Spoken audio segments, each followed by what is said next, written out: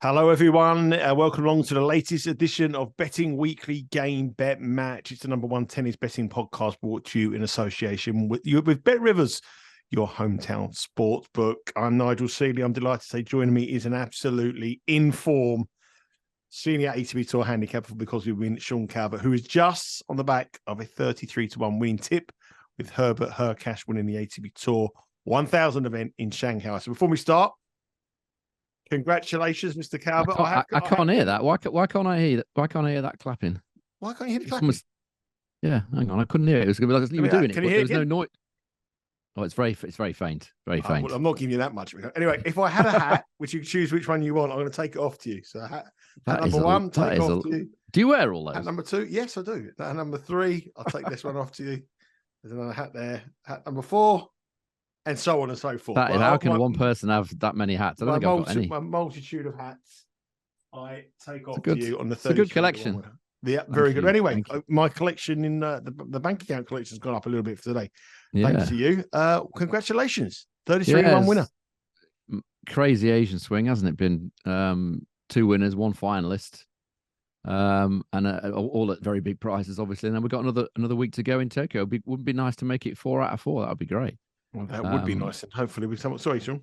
No, I was going to say it's often been a good part of the year for me. The Asian swing, as I said before, it does have advantages. I feel like it does give you an edge over some of the other tournaments in the year. So I've gone well at the Asian swing in the past, and it's nice to do it again this year, and nice to top it off with a big price win. I hope everyone got some good odds, and nice profit. By looking on social media today, there's a few people who'll be celebrating along with us this evening with Herbert Hurkacz. We raise a glass of a bit of what the Polish drink? What the Poles drink? Bit of vodka? Was it probably vodka? Yeah. We'll have a little vodka to celebrate Hurkacz's win this evening. Just before we go on to this week's events, and obviously Sean is, I think that's our, like I say, it's our back-to-back winners after Manarino a couple of weeks ago in Astana. Obviously, this tournament's a little bit different in the time scale of things. So the last 2 previews we've had 2 winners. And also we've had a second as well. So in the runner-up. So we've hit the real good form at this time of year. And it goes back to my sort of point about sort of staking, how you approach a season. And I mean, knee-jerk reaction. Some people, they complain, they put messages at the bottom of the show here when we have a bad run, telling us how bad we are. We couldn't tip toffee, we couldn't do this, we couldn't do that. This is a long-term business, isn't it? I mean, I've known you an awful long time now, over maybe 15 years now. I've never known you to have a losing season. I know you've had bad tournaments, I know you've had bad weeks, I know you've had bad months, and we really did hit some bad form at Wimbledon at the US Open, which is very hard tournaments to make money unless you want to bet a load of favourites, and that isn't our style here. But people just got to manage people's expectations, haven't you, when you're doing these kind of things and what you're going to get at the end of the year. We can't win every week, but we will win pretty much every season. Yeah, we did exceptionally well last year, didn't we? And I don't know whether people were just assuming that, they've done it then, they're going to do it again. I don't think many people think that way, but I think a minority probably do. And I just guess it's human nature, isn't it, to just kind of see something that's doing well and kind of jump on the bandwagon, so to speak. And then some people will get disappointed if it doesn't continue to kind of make money and stuff. But it's a long-term thing, if you stick with it, you're doing the right things, you're making the right bets. Sooner or later, you will hit a purple patch, just as surely as sooner or later you will hit a slightly rough patch. But, ultimately, you've got to be judged on the long-term figures, I think. It's all about managing expectation and keeping your staking plan. That's the secret of success to gambling. Keep your staking stand consistent. Don't go chasing your wages.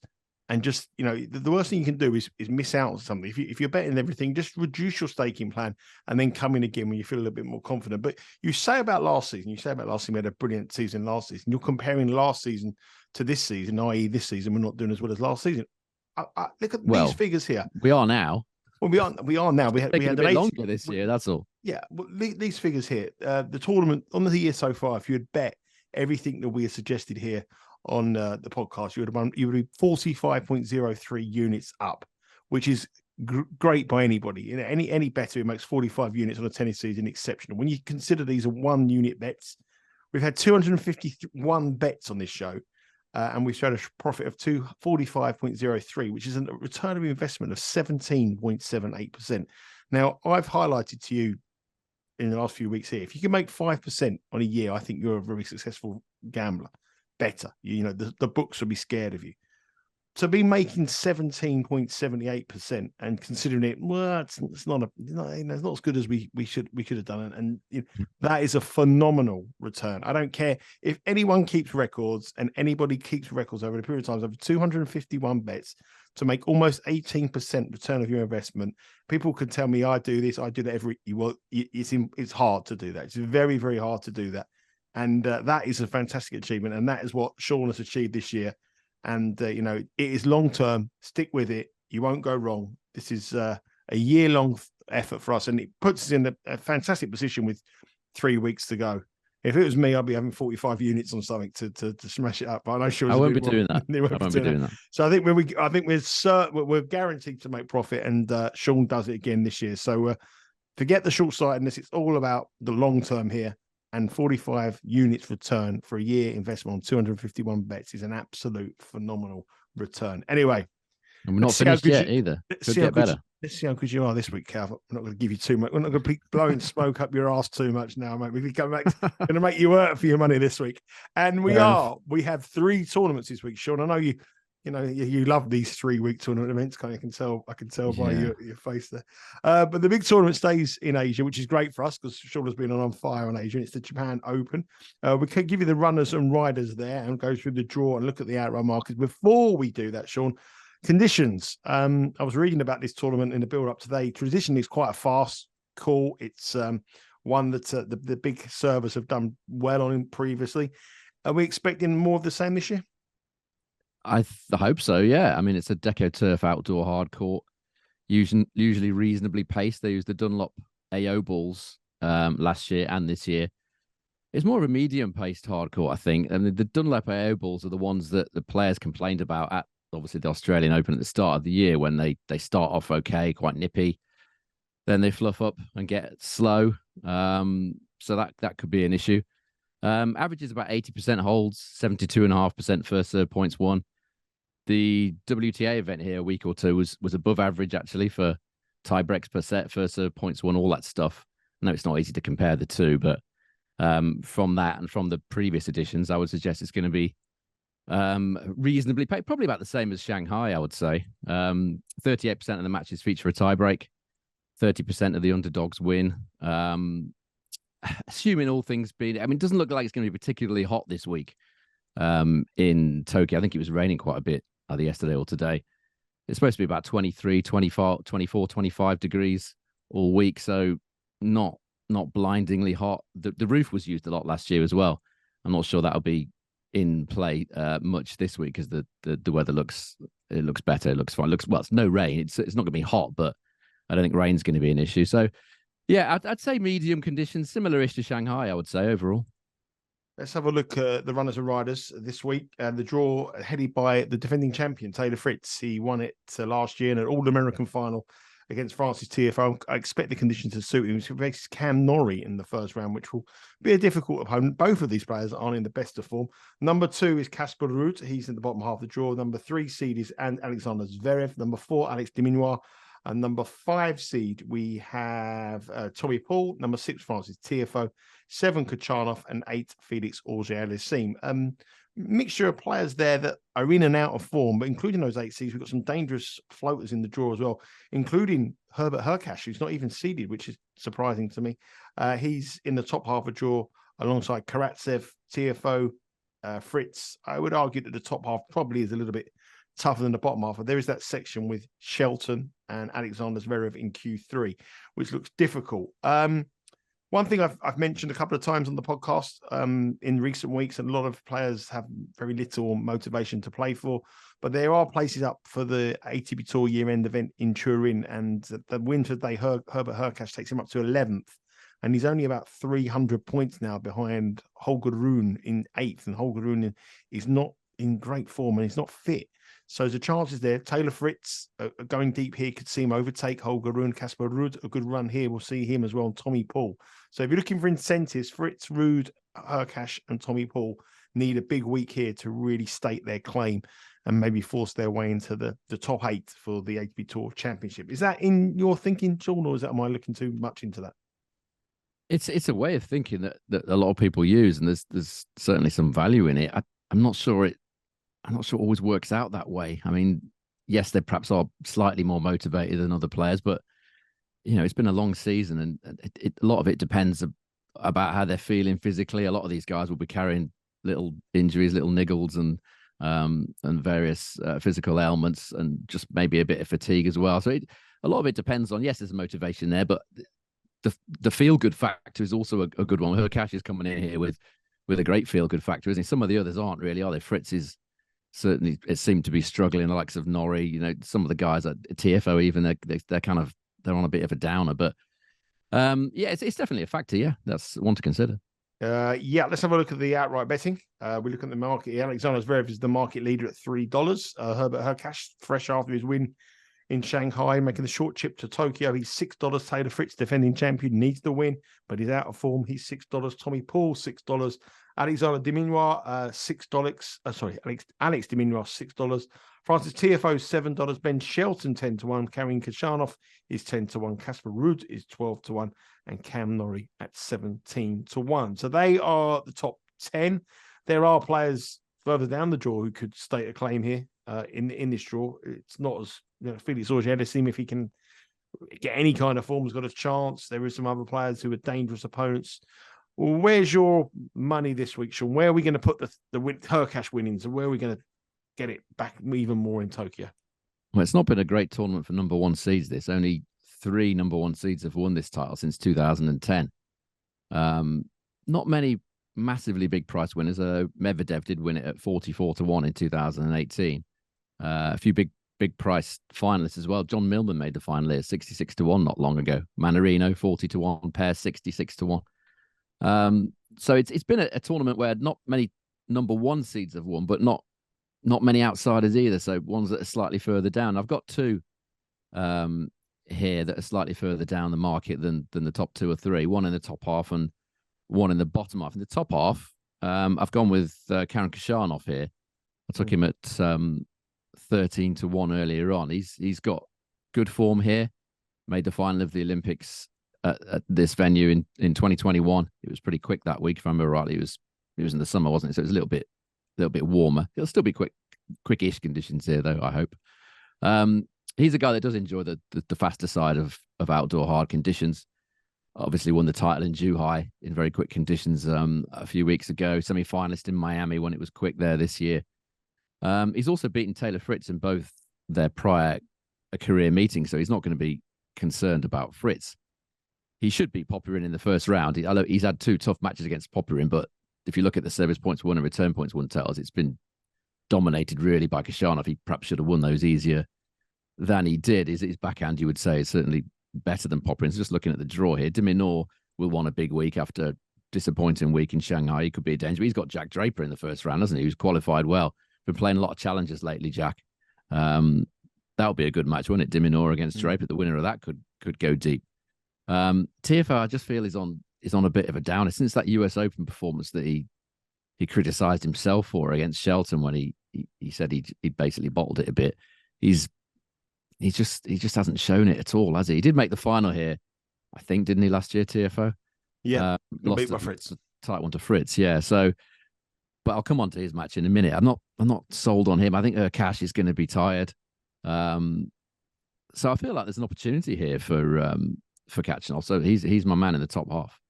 So Khachanov is the man. He didn't the 13-1 or the 12-1, which was a little bit available earlier in the day, is actually now gone with Bet Rivers, but he's available at 10s. Is that still a bet? Would it be an each way bet, or would you be betting to win? Yeah, it's each way bet because I've got one in the bottom half as well. So I'm going for a dream final here. Because we've got in the top half, Karen Khachanov to overcome all obstacles, get past Taylor Fritz, get past Alex Diminois, Francis Tiafoe, who all have had long, two Americans have had quite long seasons and coming in a little bit in different form. But Khachanov had a bit of a layoff as well, hasn't he? Yes, he's going to be fresh. That's another factor. Yeah, that's a good point because he did have that back injury, so he had several months off. So he should be coming here fresher and obviously motivated to do well. So yeah, that's another good factor.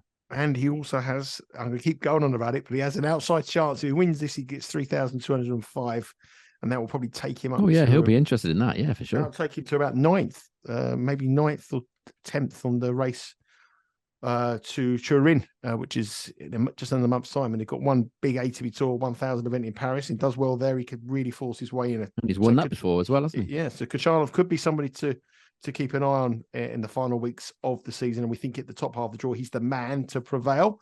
In the bottom half of the draw in this 500 event, we've got Tommy Paul, we have Alexander Zverev, who's potentially play a second round match against Ben Shelton, which would be an interesting one. Auger-Aliassime, Casper Ruud. The way that Zverev, the tournament favourite, played against Safin, he looked as though he couldn't be bothered at all in his last match. So at the prices, I'm looking to oppose him. And in that bottom half of draw, you're obviously opposing Zverev, but who with? I'm taking Tommy Paul here. I was quite impressed with Tommy Paul last week in Shanghai. He played really well. He was a little bit unlucky. He ran into a great Andrei Rublev on the day, but he had a good tournament in Shanghai, Tommy Paul, in conditions that he does like, the quicker conditions. It suits him, slightly lower bouncing. He likes that. Has a 2-0 career series lead over Alexander Zverev, so he's not going to be concerned about Zverev. I mean, for me, Zverev just looks a bit tired. I mean, he had a long struggle. He won the Chengdu title, but it was painful. Pretty much every match was 3 sets. Arguably should have lost the final to Safin. I don't think he's been playing that well. He's been kind of winning ugly, Zverev. I'm happy to take Tommy Paul against him here. I quite like Tommy Paul's draw. He should have no problems with someone like Altmaier in the first round. Then he's got potentially McDonald or Purcell. Really should be winning that. So you've got him there in the quarterfinals. As I said, he's got a perfect record against Zverev, so I would give him every chance of beating Zverev. And then after that, I think Q4 is quite open because I'm not sold on Casper Ruud at this time of year. It's not traditionally been a time that he's gone well. Lost to Marijan last week when it had all opened up for him. He had a great chance of. He will think he had a great chance of making the final last week in Shanghai. Disappointed, I should think, to lose to Marijan. Felix is nowhere. We'll come on to him in a minute. Nishioka could be interesting. Obviously, in his home tournament, he could have a part to play here. But Tommy Paul here for me. Again, he was a 13-1 earlier. I'm not sure what he is now, but he's my play in the second. Well, he's actually a lot lower. He's actually now currently 6-1. That's a bit short. I think they're the guys at Bet Rivers are keeping Tommy Paul definitely on their side. I mean, it's one of the lowest prices around. They don't want to be against Tommy Paul. They saw a little bit what you saw in the last tournament. So, what do you think about that price? That's too short for me. That I wouldn't take him at that price. Like half the price, isn't it? Yeah, but we're going to go. I'll just take Kachanov then. But yeah, I mean, that's my thought on the bottom half. But as the official play goes, I'll just take Kachanov at those odds. Yeah, 6-1. Tommy Paul, he's the joint second favourite to win the tournament with Bet Rivers alongside the Americans, the Taylor Fritz, Tommy Paul, joint favourites. Francis Tiafoe just behind them at 7. So that is the outright market in Tokyo. What we'll do, Sean, is we'll come on to 3 matches here that you've highlighted in Tokyo. We've got a graphic with 3 matches in Tokyo and 2 in Stockholm, but we'll just talk about the 2 in Tokyo and we'll come on the Stockholm ones in a minute. Herbert Hurkacz, man who's done we've been cheering him on all week. He's up against Jinzhen Zhang. Hurkacz is -182. Zhang here is +145. This match probably will not be played tomorrow. It will probably be played on Tuesday. Check the Bet Rivers website for that. See what time the match starts because the order play isn't announced yet. Hurkacz has won their 2 previous meetings. They played twice before. Hurkacz has won, including last week in Shanghai. Hurkacz come through in a tight one, 7-6, 4-6, 7-6, and also in 2019 in Shanghai, 7-6, 6-4. So I mean, 5 sets of tennis, 3 tie breaks. Hurkacz just gone through an absolutely monumental match against Rublev, where he saved match points. We can't go against our man, can we? Yeah, of course we can. You fickle. You're a fickle. I'm not. I'm not in the business of having these people over for tea. I mean, it's just. I'd invite you. You must be invite Hurkacz after tea. It's maybe just a few quid.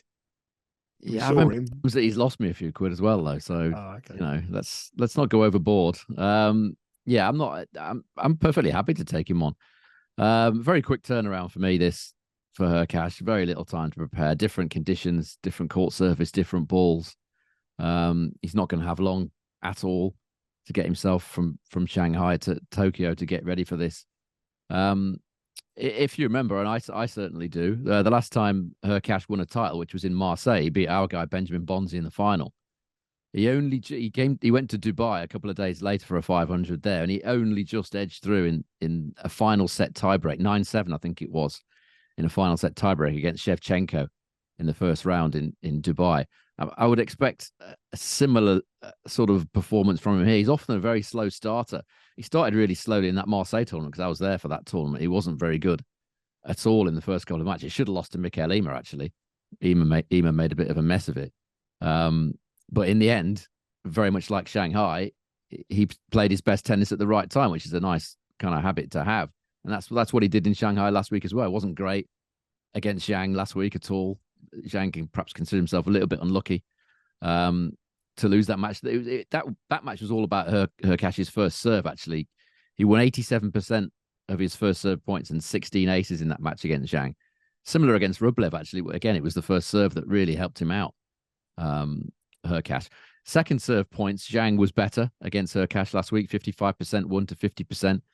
Little bit unfortunate, Zhang, that he had a slight injury towards the latter stages. He had an on-court medical timeout, which looked like a hip problem. And Hurkacz was able to just be the steadier in the final set tiebreak. Wasn't impressive. Again, this will be a tough one. Zhang will have had a week by the time this match is played. He would have had a week to recover from that previous match against Hurkacz. Obviously, Hurkacz will only have a couple of days. I took Zhang earlier on here at 2.45, I think it was. That's plus 145. That's the current price. That must be the current price. And yeah, it's plus 145 then with Bet Rivers, the bet on Zhang. I think a lot is in his favour here. I think Hurkacz will do well to win this one. 10 days is a very different thing in tennis betting. This was the Hamami cheering on all over Twitter. Come on, Hurkacz. Finished. People know me that.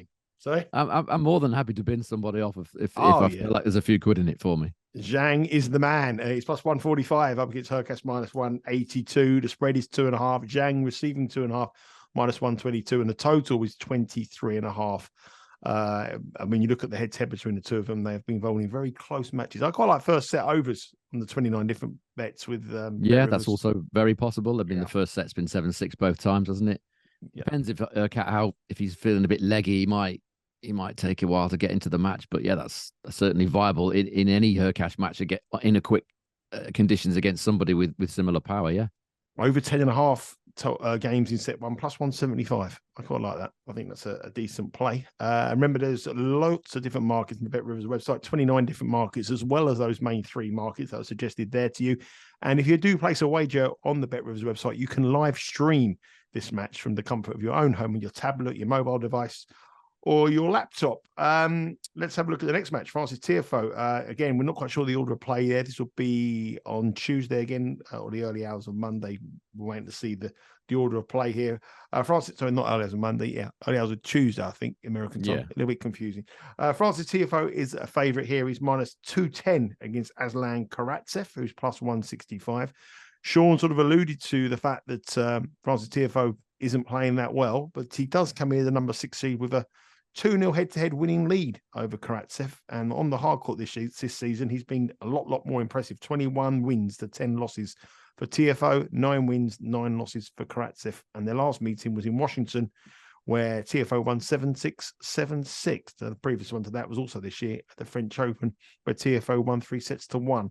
Tiafoe, though, got beat by Sonego in Shanghai. Didn't look very well. Didn't play very well. And he didn't play very well at all in the Davis Cup. But Karatsev reached the semi-finals in Zhuhai. Yeah, he had a bit of a neck injury. I think we got slightly lucky with that one because he was looking like he was going to win that match against Nishioka, but he picked up a neck injury. I think it was in the second set, and that didn't really do him any favors. But quick conditions has always been something that Karatsev enjoys. A lot of people remember his run to the semi-finals in the Australian Open. I think he won Dubai as well, didn't he? In quick conditions as well in the past. Yeah, you're right. I mean, Tiafoe he doesn't look at it at the minute. Tiafoe's all about that sort of bustling energy, isn't he? He's not really showing that in the minute. I think he's on a bit of a a bit of a downer, as I said, after that US Open loss, and then carried that through. Didn't play well in Davis Cup. He might well bounce back here at a tournament that he did well at last year. That's quite possible. But in Washington DC, when these guys played, TFO edged it 7-6, 7-6. As you said, winning only 5 more points in the match. It's hardly a convincing victory in similar conditions. Karatsev, as I said, he was impressive in Zhuhai. He was a little bit unlucky not to make the final. Lost a close one to Halys last week in Shanghai. But if you look at the last 3 months' data of these two in these conditions, there's very, very little in it. TFO, 8-7 win-loss, and a service points won and return points won total of 103. Karatsev, 6-6 win-loss, and his total is 102. So very little in it, but the prices suggest that there's more in it. I mean, I think it's just a lean for me. I'm always a bit worried about backing Karatsev, but I think he represents some sort of value here. There are other bets that I prefer slightly more than this one, but I wouldn't put anybody off backing Karatsev here. I think he's the player if you're having a bet on this match. Karatsev plus 165. The conditions could suit. The timing of the calendar could suit. And Franz TFO looks a man. 3 losses in his last 4 matches, who is running on empty after an epic season for the likeable American. The final match we're going to talk about here in Tokyo before we've got 2 more tournaments to talk about. So final match we're going to talk about here in America is Felix Auger-Aliassime, someone that we bet to win the tournament a couple of weeks ago. He's definitely in room 101 now, I can tell you that. Sean's not giving him any second chances. Felix Auger-Aliassime, no chance. He's a -$2 favorite up against Alexander Vukic. Probably a big serving Vukic, and I think he might relish the conditions here and the opportunity to play the Canadian. The spread is 2.5, -2.5 for Auger-Aliassime is -112.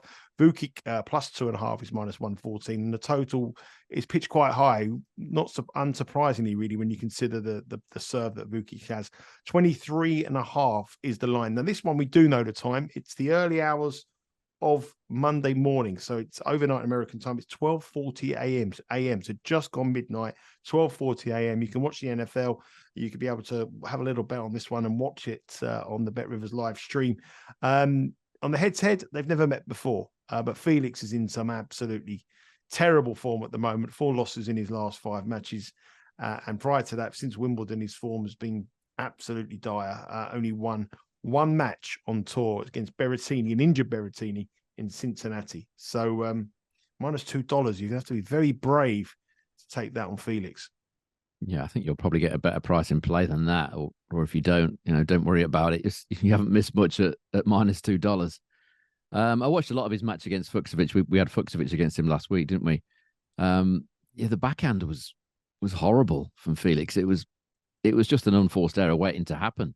Every time Fucsovic put it there in a kind of neutral rally, not every time, but numerous times, Felix would just fire it long. There was no control over that at all. I don't know whether that's a physical ailment, maybe wrist or something. I don't know. Whether it's just he's just horribly lacking in confidence. As you said, his recent record is poor, very poor.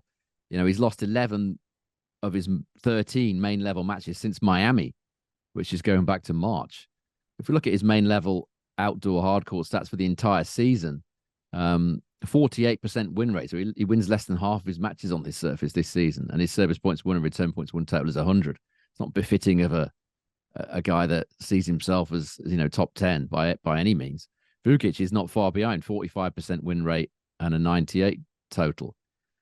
Very little in the whole break totals, service hold and break totals as well. Felix 99, Vukic 98. Now, if we isolate that to more recent form, last 10 matches each, Felix has got a 20% win rate and a service points won, return points won total of 96. Vukic, 40% win rate and 98. So I definitely wouldn't be backing Felix at those odds based on what he's actually achieved this season.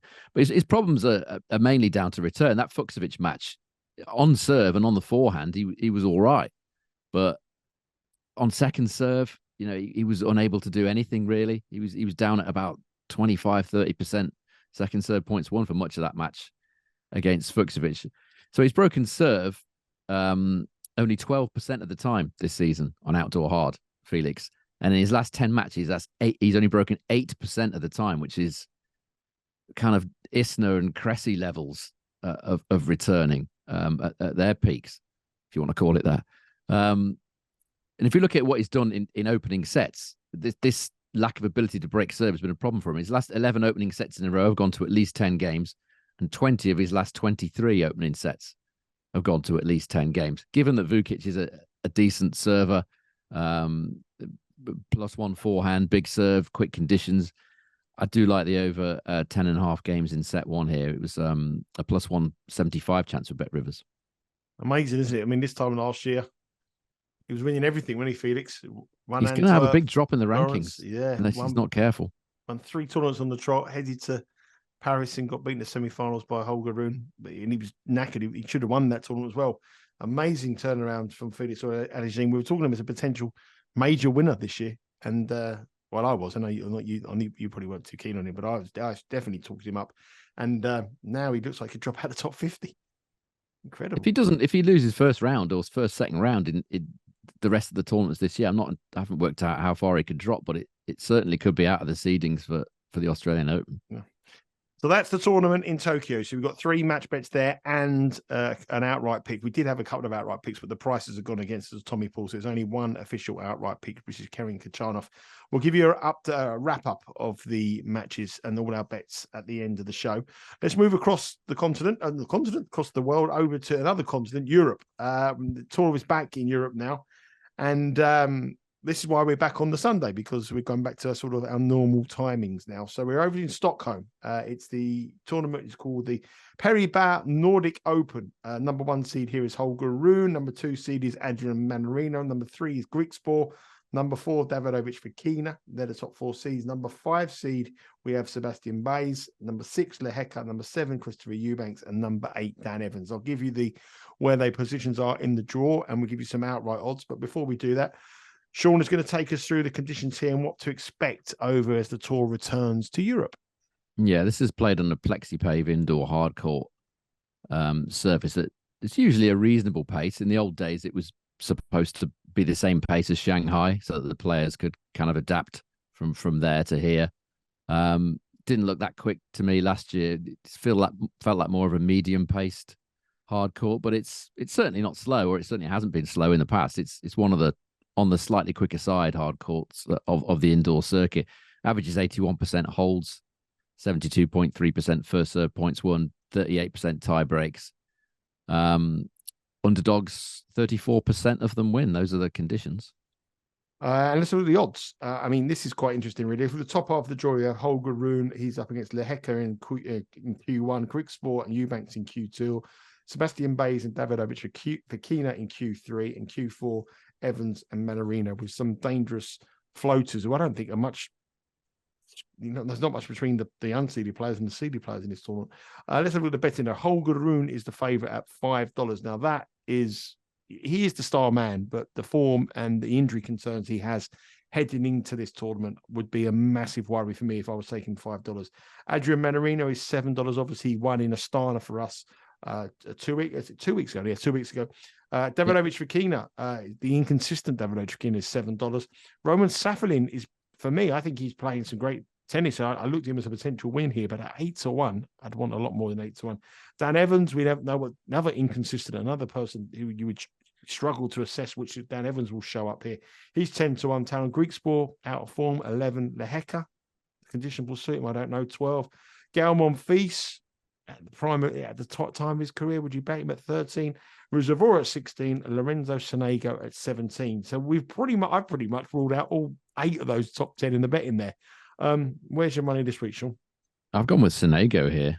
17-1 he was with Bet Rivers earlier on. I think that's a reasonable price. Tends to play well indoors at this time of the year. Sonego, he won Metz in late September a year ago, and a lot of people will no doubt recall him making the final of the 500 in Vienna as a lucky loser in 2020. I think he beat Djokovic on the way to making that final. I think he was about 500-1.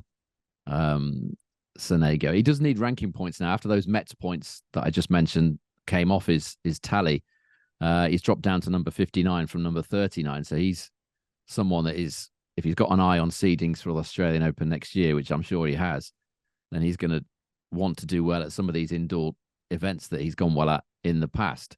His season is still very much alive with Italy in the Davis Cup. He's got that to look forward to. He's been playing well in the Davis Cup too, Sonego. He beat Greek Sport indoors last year. I think it was in Paris in their only career meeting. So just looking at this draw, he should be beating Lajovic indoors.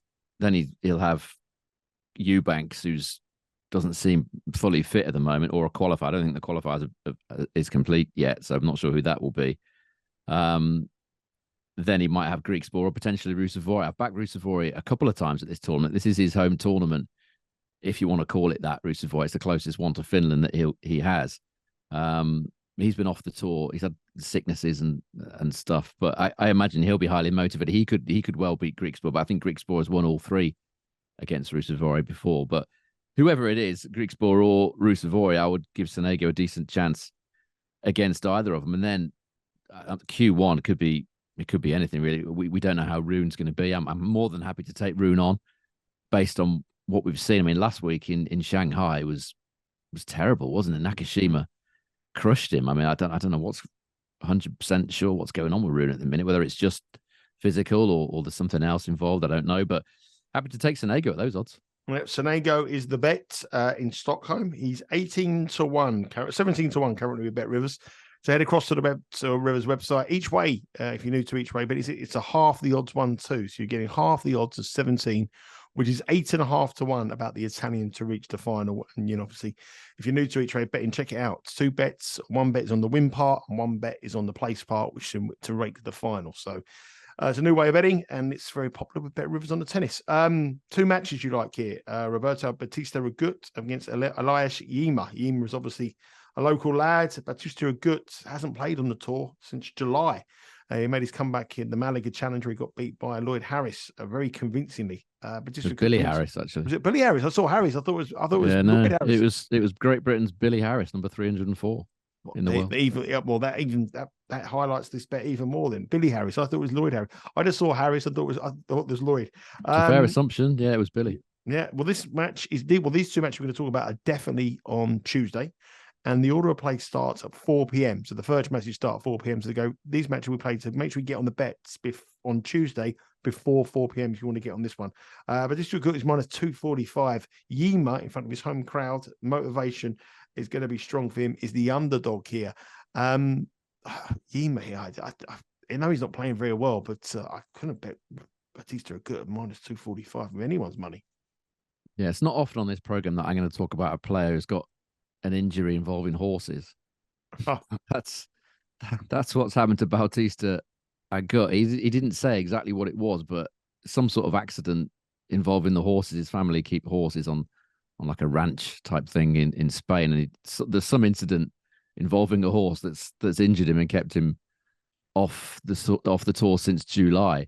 He's only played 2 matches since July, both of them last week in the Malaga Challenger. He won 1, then lost, as I just said, to Billy Harris, number 304, in straight sets, which isn't a great indication of how he is. And perhaps more importantly, he said afterwards, leaving Malaga pain-free is a win. So it seems to me like this is quite a nasty injury that he's trying to manage and just trying to get his way back to sort of fitness and try and get a few ranking points before the end of the season. That sounds like a couple of my quotes from a couple of stag dudes from Marbella. Leaving Malaga pain-free is a relief. It's very, very similar. Well, he did leave pain-free. I doubt you did, but he did leave Malaga pain-free. So it doesn't seem like his expectations are particularly high at the minute, Bautista. I think he's just happy to be playing tennis again. Yima, obviously, it's his home tournament. He's got a wild card. He doesn't have a particularly great record here, but last year he played really well. He beat Oscar Otte as underdog in the first round when Otte was, playing pretty well. Should have beaten Tiafoe. He was a set and a double breakup, if I remember rightly, against Tiafoe last year. He ended up losing it in a final set tie-break, Yima. So different levels of motivation here, I think, for these two. Yima, you would think, here for one of the first times without his brother, who, of course, retired after getting a doping ban recently. So he's kind of flying the flag for the Yima family now. You would think you'd be super motivated to win this match. I mean, there's 2 ways you could play. You could play the plus 3.5 games on Yima, which is a minus 122 chance, 1.82 with Bet Rivers, or I've just taken him to win the match at plus 195, 2.95. Yeah, that price is still there, plus 195, and the spread is there as well, plus 3.5, minus 122. The total's 22.5. 29 bets available on that match to get with the Swede in front of his home crowd in Stockholm. The next match is American Jeff Wolf up against Sebastian Baez. Wolf is minus 210. Sebastian Baez is plus 165. Sebastian Baez has improved on his form from earlier in the years, but he was a clay court specialist, and clay court was the only way you wanted to get with him. But he's got a little bit better on other surfaces now. Wolf has played a lot of tennis, like a lot of Americans, a lot of traveling. He's the favourite here, minus 210. The spread is 3.5. Baez is minus 134, receiving 3.5. And Wolf is plus 104, minus 3.5, and the total is 22.5. What do you think of this one? I think it's very short on Wolf. I think it's the initial price. I think his price has moved out quite a bit from. I think he was about 1.35 or something like that when the first shows came out, which is incredibly short. As you said, Baez has improved a lot on the quicker surfaces lately. If we look at what both of these guys have done in the last 3 months at main level away from clay, so I'm taking out Baez's best surface here. Baez got 73% win rate and a service points won, return points won, total of 102. Wolf 53% win rate and a total of 99. So on that, Baez has been playing the better tennis on these hard courts in recent times. He obviously won the Winston-Salem tournament on hard, beat the big hitting Lehecka, who will be a similar kind of challenge to Wolf here. Also beat Borna Coric twice, once in Winston-Salem. Then he backed that up, beat him again at the US Open. I just feel like Wolf will have to play a very clean match here to justify these odds. He is very hit and miss, Wolf. It was more miss than hit in Shanghai, but he did just about manage to scrape through several close battles against Kashin, another sort of clay quarter in the first round. That was 3-setter. Norrie, I think, went all the way. I think he went all the way to a final set tiebreak, that one, didn't it, against Norrie? Mm. Similar with Arnaldi. I think that was another very, very, very, very tight one.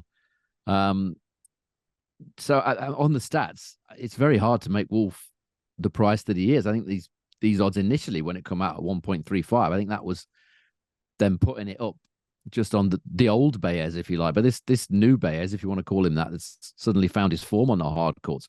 Played a good match against Medvedev as well at the US Open. I think Wolf's going to have to do well to win this easily. So I've taken over 22.5 total games at even money with Bet Rivers.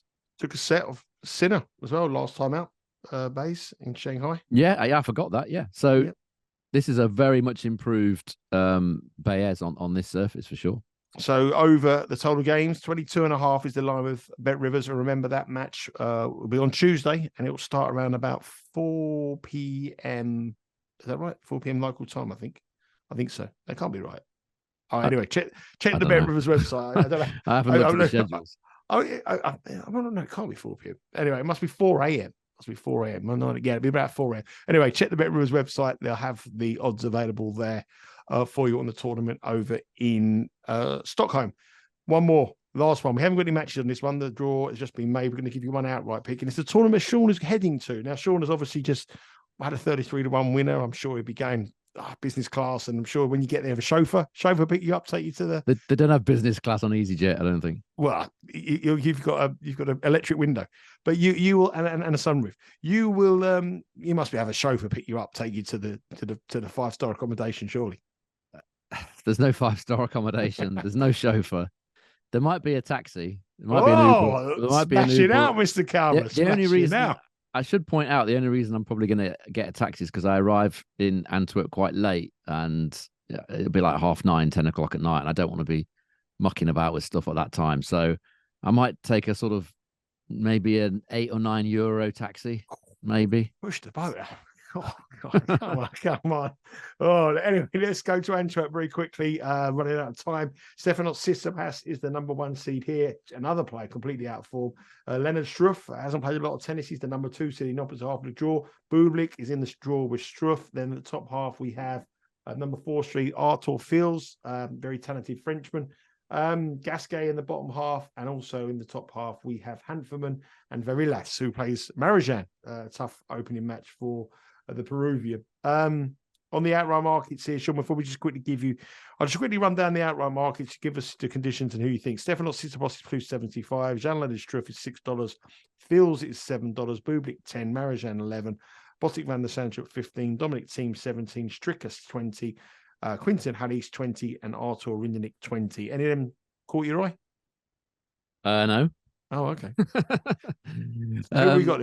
The conditions, first of all, it was played. I don't know whether it still is, because the draw sheet just helpfully just says hard, which isn't that helpful. It's normally played on a green set indoor hard court. I'm assuming that it's still going to be the case, but you never know. Speed seems to change every year. Averages 80% holds and 72.7% first serve points won. So reasonable pace. 44% of the matches feature a tie break. As far as the outright is concerned, I've taken a chance. I think this is a really open draw. It would help if I was looking at the right sheet, but I've taken Barrère here. I've taken Gregoire Barrère at 25 to 1. I think he's a 21 to 1 chance now with Bet Rivers the last time I looked, but still very decent odds. Last 12 months on indoor hard at main level, very decent stats. A service points won and return points won total of 102. A whole break total of 105. He's got better stats than Bublik, who he's seeded to meet in the quarterfinals. That'll be Bublik's first match, which is going to be very difficult. I'm assuming Barrère's going to beat Alahi Galan. Bublik's done absolutely nothing since Wimbledon. He hasn't won a match other than Davis Cup on the clay against lower ranked opposition. So I'm not sure Bublik's fully fit. He may be by now, but I'm happy to take the chance that he's still not quite with it. He certainly isn't match sharp. So Barrère for me here. I think there are plenty of options. I think you could probably, just looking at this draw, you could probably take 4 or 5, but I like the odds on Barrère. Barrère is currently 21 with Bet Rivers to win the tournament. Antwerp tournament that Sean is at. You can follow all Sean's shenanigans out there. Follow his tennis picks on our Instagram and our Twitter account at Because We Win on the social. So Sean, we've got Barrère in Antwerp. Give us a quick rundown on the other tournaments and who you like. Okay, so outrights and match bets? If you could do, just give us the Tokyo picks and outrights and matches, and then we'll do Stockholm. Okay, let me get Tokyo up then in that case. As far as the outright is concerned, as far as it is now, because the price has contracted a bit, hasn't it, on Tommy Paul? So I've just taken Kashanov there each way to win the tournament in Tokyo. The match bet, Zhang, 2.45 plus 145 to beat her cash. And the over 10.5 games in set 1 of Felix Auger-Aliassime against Vukic. That's a plus 175 chance of Bet Rivers. Moving on to Stockholm, the outright I took there was Lorenzo Sonego, 17 to 1, again, each way there. Match bets, Aliassime, a plus 195 to beat Bautista Agut. And the last one, over 22.5 total games at even money in Sebastian Baez against Wolf. And Antwerp, we just said Barrère to win each way on the outrights. So a busy week of tennis. Sean, we'll be heading to Antwerp. Have a very safe journey, my friend. Enjoy yourself out there. Looking forward to see the content and some more winners cashing some more tickets as the tennis, ATP Tour tennis returns to Europe. We'll be back to normal time, which is, I've lost the track of the times now. We do Tuesdays and Wednesdays. So we're back on Tuesday, back on Wednesday. Sean will be in Antwerp. We'll be chatting to him from there. And remember, you can keep across of all the content 4 ways. You can follow us on our YouTube channel, Betting Weekly Studios. Give us a subscribe there, give us a rate and review, and also just ring that bell, not miss any of the content. You can download this podcast, Betting Weekly Game Bet Match, on your preferred podcast provider. As I said earlier, you can follow all our stuff on our Instagram and our Twitter account at Because We Win, the platform shared by all the fabulous handicappers we have here on Because We Win. Sean, enjoy yourself, mate, and congratulations again on Hercas. Go and have a nice night tonight. Thanks. Have a nice glass of something bubbly, and have a nice, safe journey. And we'll speak to you later in the week. Take care, everyone, and keep cashing those tickets.